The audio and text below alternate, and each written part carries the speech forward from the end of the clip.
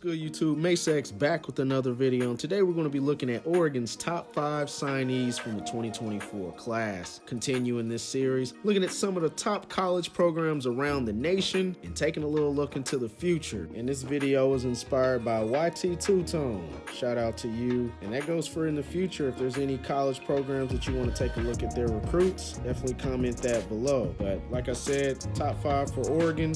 Moving over into the Big Ten, we're pretty much looking at maybe 2 or 3 super conferences within the next 1 or 2 years, to be honest. Big Ten, SEC, and the insert next conference. And I think that's really how everything's going to roll. 24 programs each. They're expanding the college football playoff. Just a lot of changes that have come in the last few years with college football. Some of it and the novelty is very intriguing, and then others is, to me, just doing a little bit too much in the NIL and whatnot. But enough with the rambling. We're going to take a look at Oregon's top 5s, and we're going to look at their first class that's going into the Big Ten.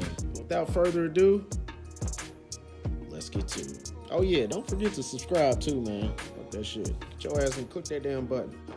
Yeah, you thought I forgot. You thought I forgot, didn't you? Didn't you? But as we do per usual, we're starting at number 5 with Aaron Flowers out of Forney High School, located in Forney, Texas. Flowers is a 4-star recruit, according to 24/7 Sports, with a composite score of .9717.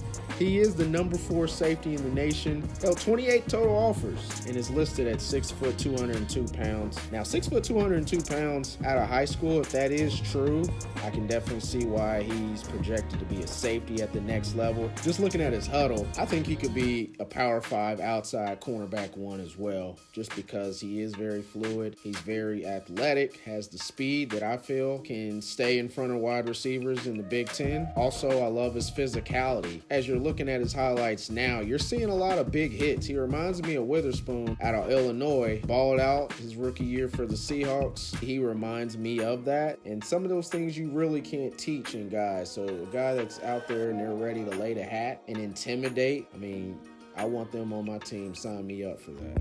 Next up at number 4, we have Aiden Breland out of Mater Dei High School in Santa Ana, California. Breland is a 4-star recruit with a 24/7 composite score of .9719 and is the number 9 defensive lineman in the nation.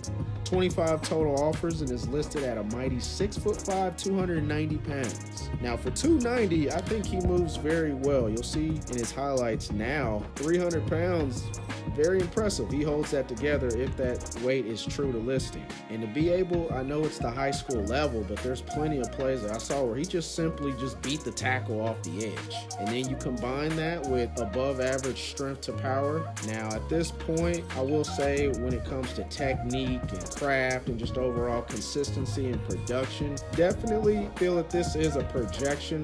They feel that within a few years, he could potentially be a very dominant guy in the Big Ten. But Mater Dei produces a lot of Division I talent, a high school powerhouse. So a guy coming out of Mater Dei, you're automatically going to want to take a look at him and see what he's about.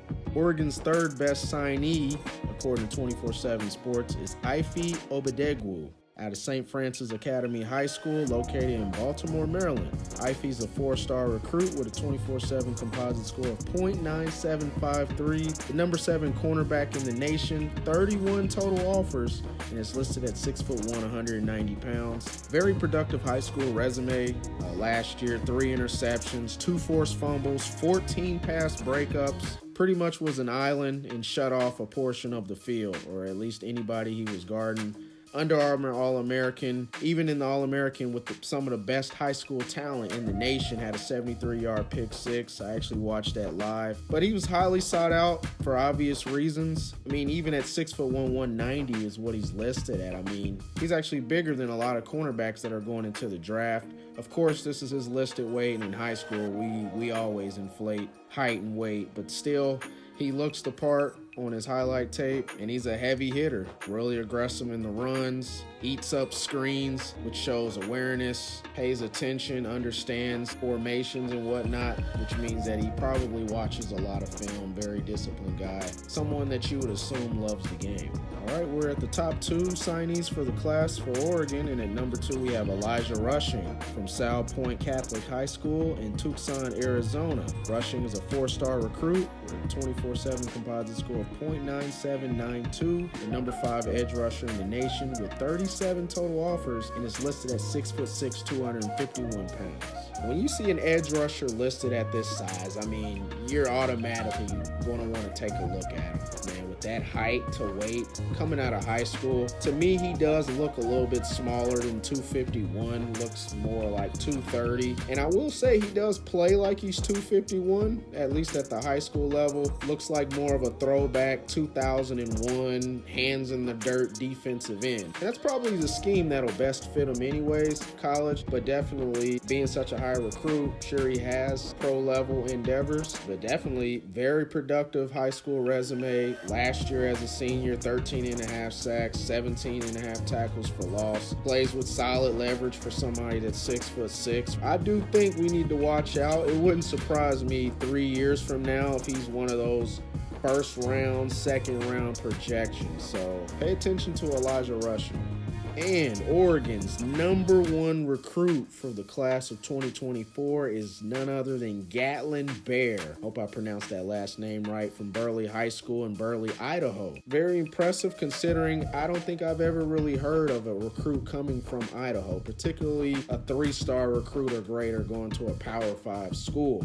You have to earn a lot of respect coming from a non-football state like Idaho. And when you look at his tape, man, 4-star recruit, composite score .9800, the number 10 wide receiver in the nation, 27 total offers, and is listed at 6'1", 194 pounds. Juice. It took me 1 or 2 plays to realize this dude has for real speed. It was noted that he ran a 10.15 100-meter dash, which is pretty much close to Olympic level speed. The fastest kid I ever knew out of high school, and this shows my age a little bit, was Jeff Demps. And he was a little bit older than me, but Jeff Demps ran a 10.2, and he was one of the fastest players to ever play college football, was a running back for Florida in the Tim Tebow era, Percy Harvin era. 10.15 is insane. Now, when you look at him, the competition, no knock to Idaho, but this is Idaho. I mean, this dude was on rookie mode. There were some plays he reversed the field maybe 2 or 3 times and still didn't get touched by any defender. Clearly head and shoulders from a talent level better than everybody on the field. Stop and starts really good. Very impressive agility. I think that moving on to the next level will be good for his overall development, because from a route tree perspective, pretty much scored on like the same 2 or 3 routes just because he was more athletic than everybody on the field. So I'm really hoping, even though Oregon doesn't really develop receivers necessarily for the next level in the route tree, Gatlin Bear, with that type of speed,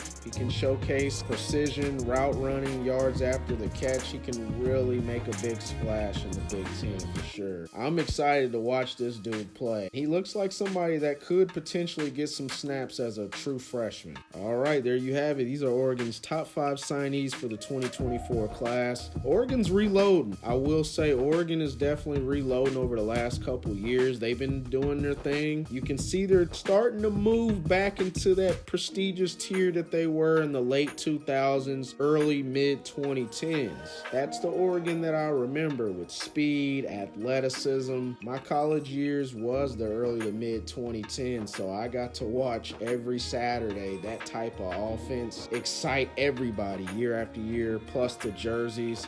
I'm excited. It's another Pac-12 team that's going to bring even more competition to the Big Ten, which I'm an IU guy, meaning I'm a Big Ten guy, and I'm all for it. But I'm excited. The more competition, the better. And I just think that there's a lot of good that's coming with some of these mergers. I'll say pros and cons for sure. Oregon, I think they're going to reload and continue the momentum from their 23 season into their 2024 season. And if you made it this far, I deeply appreciate it. If you haven't already, definitely hit the like button, subscribe to this channel for more content. I appreciate the support thus far. We're on the road to 1K. We're getting closer and closer every time I look up, so I appreciate that support. But I'll see y'all in the next video.